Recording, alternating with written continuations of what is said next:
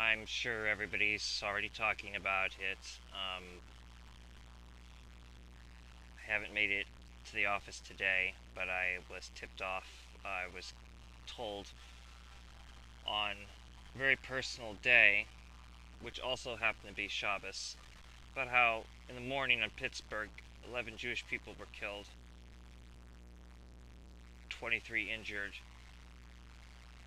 Synagogue, I think they called it Tree of Life, I don't know.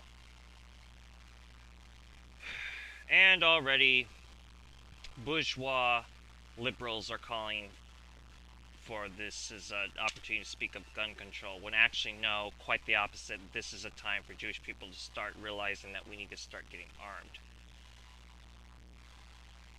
Because how long will it take for the police to start attacking Jewish people? Right now, the police are afraid of being sued by Jewish people. And if you're black and Jewish, well, then they probably don't even know you're Jewish because of their false beliefs in a Jewish race.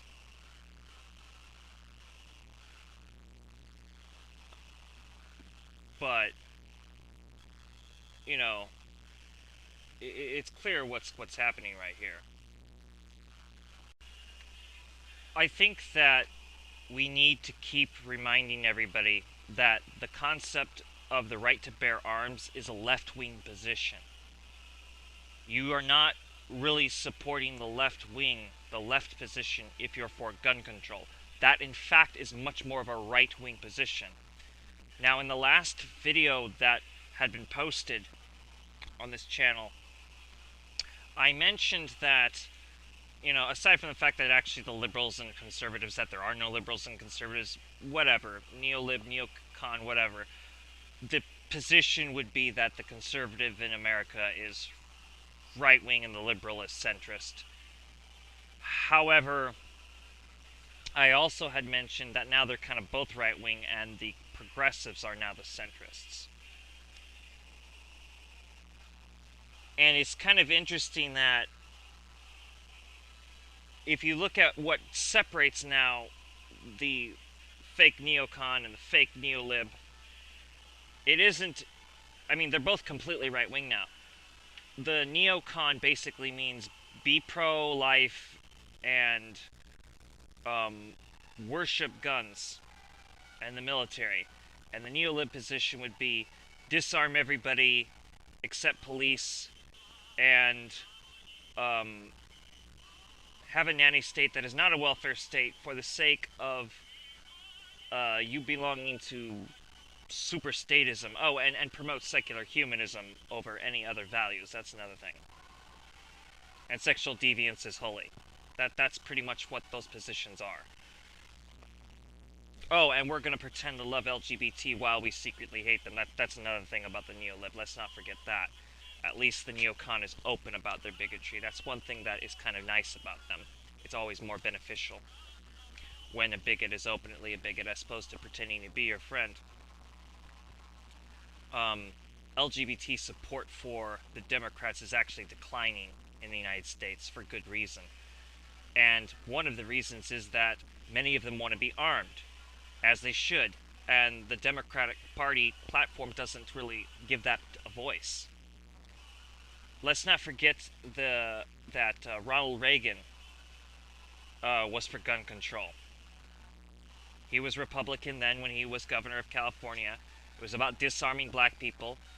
And keep in mind, we do believe in armed revolution, but what we believe in first, just as the Black Panthers had taken that position, we believe that armed resistance starts with deterrence. Nobody wants to hurt anybody. However, it must be understood that the police are armed and they brutalize citizens. That's what the police are for. The police are an occupation force to serve the bourgeois upper class system. That is the whole purpose to the police. It is not to protect and serve you. It is to protect and serve the 1%. The 1% of anti-Jewish, by the way, bourgeois, usually Southern Baptist, usually British descent, racist people that work on Wall Street. And yes, there is a German population of racists in the United States of America, However, I'm going to say something that pretty much everybody else in our Bundist movement, by the way, is not going to agree with.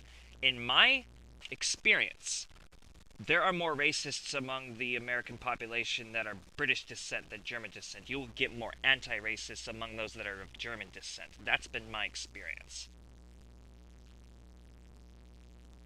Donald Trump is of German descent, so this does not go across the board. There's no way to generalize any of this. But I have actually seen how British people, or those of British descent, I should say, and those of the Anglo-Saxon superior-minded thinking, will attack those of people German automatically saying, well, that means you're a Nazi. Which is completely crap. Again, by the way, just in case that's brought up again, National Socialism is not socialism, and anarcho-capitalism is not anarchism. I think that should be emphasized. Oh, and national anarchism is also not anarchism. These are all reactionary concepts. But the Black Panther Party did speak for black people. Black people do still speak for themselves to an extent, I think, but I think black people have largely been neutralized in the United States. There's a pushback on this, and we need to support as much of the pushback as we can, especially because if we don't, black people won't support us. We have to be of mutual benefit, and that's to every group that is oppressed. And then we have to remember that there are Jewish black people. There's no contradiction between the black nation and the Jewish nation, because you can't be of two religions, but you could be of two nations in the sense that, well, what makes up the nation? Obviously, you can't be both Jewish and Hindu. That's not possible.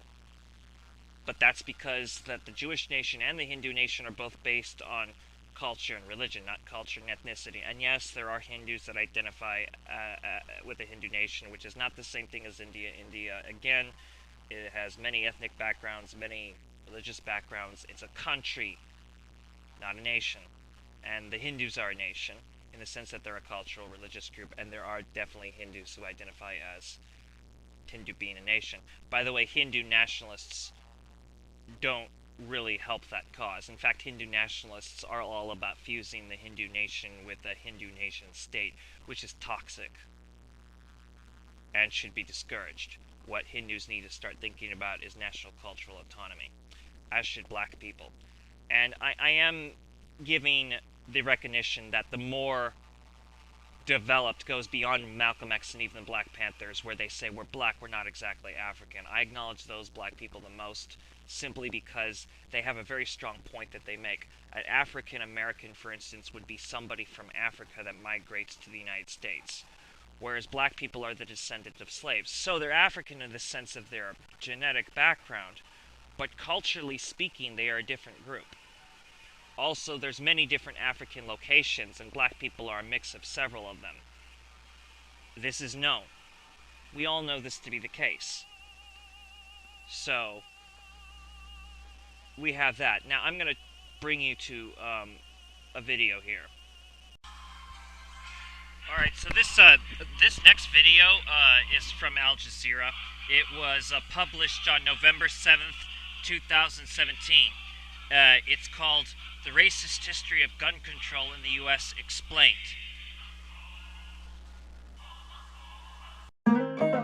Gun control in the US has a racist past and present.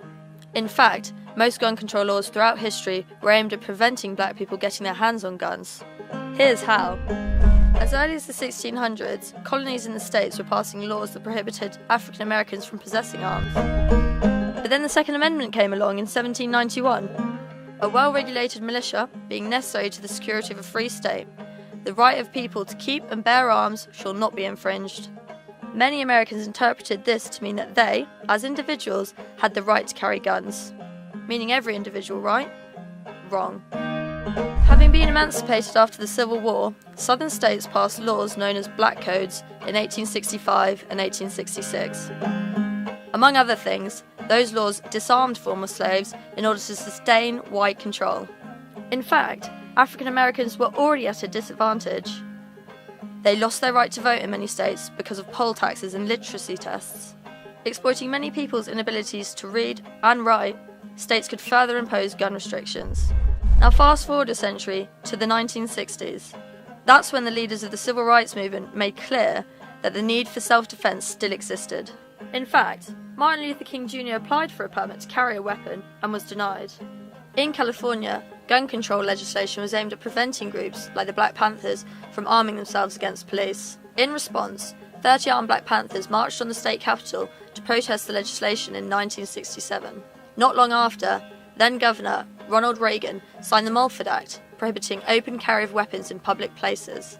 The following year saw the Gun Control Act of 1968, signed by the then-President Richard Nixon. The law banned Saturday night specials, which were the cheaply made handguns associated with crime in minority groups, meaning black communities. Both of these laws were passed by Republicans and supported by the National Rifle Association, one of the most powerful anti-regulation gun lobbies in the USA.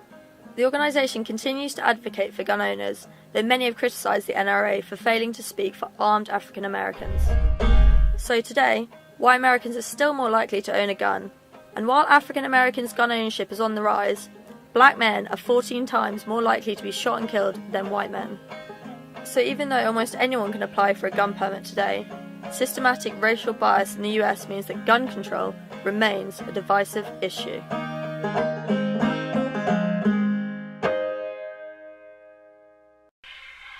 It is the position of the Jewish Bundesdiaspora movement to never capitulate to our destruction.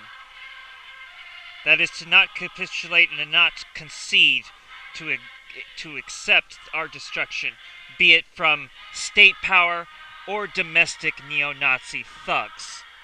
Alright, so this next clip that I'm about to play comes from the PBS NewsHour. It was published on March 25th of 2018 this year. And the name of this film is In Response to Racist Violence, More African Americans Took to Bear Arms. This is a very, very good clip that I hope is taken rather seriously. Yesterday's march in Washington was just one more chapter in America's decades-long debate about guns, gun control, and the Second Amendment. But often underrepresented in that argument is a group of gun owners who believe they are a particular target of violence and need to defend themselves. NewsHour Weekend Special Correspondent Simon Ostrovsky has our report. High ready. Fire.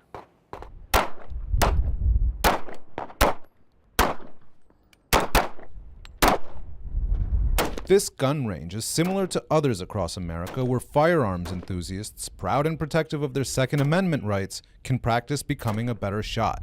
There you go. Whenever you're ready.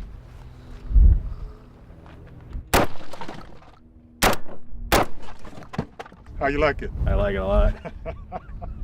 Move, move, move, move. But this isn't a gathering of the National Rifle Association. Usually the clubs that I see is mostly Caucasians. Yeah. And so I saw this club. It was pretty unique, and so I gave it a shot. In August of 2017 is when I became a member of this chapter of the National African American Gun Association. We're with the Denver branch of the National African American Gun Association. Chapters like it are opening up all across the country because for an increasing number of people of color, the Trump era has been a call to arms. High ready. Fire. You know, some of the things that we were seeing in the news, a lot of the things that the president was saying, and the reactions that we saw from a lot of members of the white community, not everyone, more white supremacists, it seemed like having some form of protection was a good thing for us to have. The incident in Charlottesville, when you had the white supremacists, you had the neo-Nazis, the white nationalists, and they came to that protest armed to the teeth. They had all types of weapons. And when a person got run over by one of their supporters, his answer was, well, there are good people on both sides. My theory is if you're marching under the Confederate flag or you're marching under the Nazi flag, which America fought 2 wars to get rid of, you're not a good person. Fire. David Fannings is an Army veteran who believes the president's rhetoric has made the country less safe for minorities. He's saying what they have thought and felt for a long time, and him being the leader of the country, It's like giving them a green light. This is a 12-gauge shotgun. This one operates very much like an AR type rifle. For home defense, a shotgun is real good. To be able to be a member of an organization that was run by us, for us, that appealed to me. With just under 25,000 members, this gun group is tiny compared to the NRA, which claims around 5 million. But in the last 14 months, the National African American Gun Association, also known as NAG, has grown from just 14 chapters to 52. Based in Atlanta, the group's leadership doesn't sound so different from its NRA counterpart. The Second Amendment is an important right, just like any other right that we have. And it's one that our community has a complicated history with. But it's a right nonetheless that without that right, it's very hard to assume a position of a fully fledged citizen in these United States. But at NAG, exercising your Second Amendment rights isn't just a way to defend yourself and your family. It's seen as an extension of something much larger, the civil rights struggle. So some of the first gun control laws that came about in this country were related to race. They were related to keeping guns out of the hands of African American people.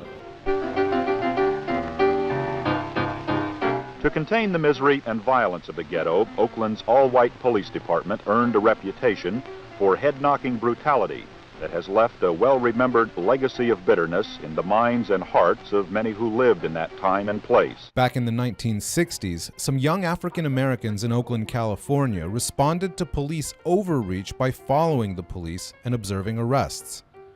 They called themselves the Black Panthers, and they were armed to the teeth, legally. Their armed patrols in an open carry protest at the state capitol alarmed the authorities so much that in 1967, the state instituted an open carry ban. Am I under arrest? Take your hands off me if I'm not under arrest.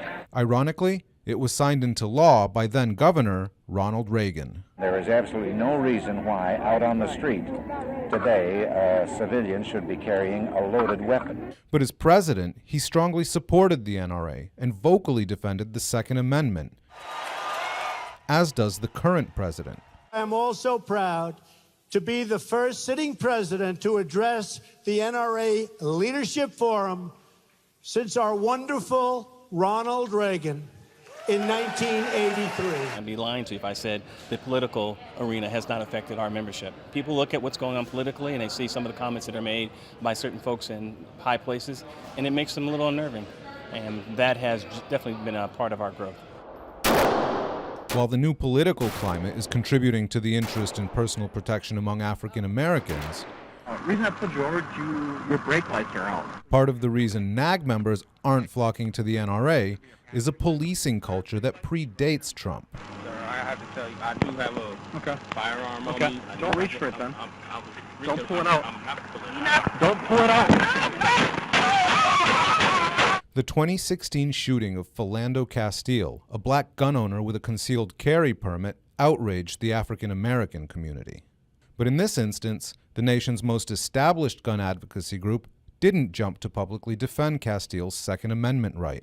Oh, as far as the NRA is concerned, I'm going to lay it out there because I don't sugarcoat it. I'm going to give it to you in the raw. You take it any way you want to. But you didn't defend my son the way you would have defended a white person. They should have stood up for my son and gave him the due respect that they do anyone else that's killed in that manner. I used to be a member of the NRA, but I don't feel supported by the NRA towards my needs in my community. So it's just, they're not there. Are you talking about incidents like Philando Castile? Yes. He announced that he does have a concealed carry and he was lawful, and he got shot immediately. The NRA did not come forward and condemn the deadly use of force on a person that was legally carrying. Anytime there was an issue with someone who looked like me or who I felt could be a part of my family, I don't believe the NRA had their back or had their best interest. Our oldest son is 27. He has a concealed weapon permit. He's allowed to carry. That worries me. because if he's pulled over, he's going to be treated differently, and he's often targeted and pulled over. You know, it has happened to him more times than I like to admit. The NRA did not agree to an interview with NewsHour Weekend. While African American interest in personal protection appears to be rising, gun sales nationally are trending in the opposite direction. FBI figures show that background checks made by gun sellers dropped off during Trump's first year in office. The store in Aurora, Colorado, where the Denver chapter of NAG trains, is no exception. For 8 years when President Obama was in office, gun sales were incredibly brisk. So probably, 15 to 18% drop overall in business since President Trump's been elected. What do you attribute that to? I think basically nobody's really too concerned about any new gun legislation. So people are taking a big sigh and, they figure that they can buy whatever they want fairly easily, certainly up until maybe the midterm elections. For now, members of NAG will keep sharpening their shooting skills and standing up for what they see as an essential civil right. One of the things that's always affected me personally is that I've had people say, hey, you're a person of color, you shouldn't have guns, right? Because you can be a target. It's dangerous. My answer to that is I should have the right to have a gun like anybody else, because I'm not a second-class American, I'm an American. So I think that the point I'm trying to drive home right now, what I'm really trying to project here, for the sake of the Bundist movement and the Jewish people having the wisdom to choose the Bundist movement, as Zionism decreases in popularity, you now even see that Jewish reform is returning completely to its anti-Zionist roots. And you have a lot of Jewish people, wondering, well, what do we have in order for us to maintain our own protection and autonomy? And if Zionism doesn't represent us, what does? And the answer would be, you could be a Bundist. And we can't exactly claim to represent all the Jewish people, but I would say we do have the growing tendency to feel pressured to represent all the non-ultra-Orthodox. And no, we won't represent Jews for Jesus, because Jews for Jesus is not Jewish, and Chabad is not Jewish. So yes, the ultra-Orthodox is Jewish. We can't speak for the ultra-Orthodox. In fact, we have to determine who the leaders of our generation are. We've already said it's Neturei Karta. But if you're modern Orthodox and you want to get rid of the Zionists, that's where you should come to the Bund. If you're Reform, Reconstructionist, or Conservative and you hate Zionism, you should come to the Bund. So understand that it's never over. Never say that this is the end for you. And be a partisan. Do not be a pacifist.